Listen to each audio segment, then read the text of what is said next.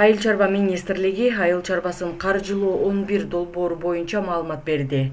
Ага ылайык жалпы эки категория боюнча 3 миллиард 252 миллион 200 миң сомго 7238 насыя берилди. Өсүмдүк өстүрүү категориясы боюнча жалпы 846 миллион 168 миң сомго 2018 насыя берилди. Анын ичинен банктар боюнча алганда Айыл банк аркылуу 474 миллион 273 миң сомго 1106 насыя, РСК банк аркылуу 371 миллион 895 миң сомго 912 насыя.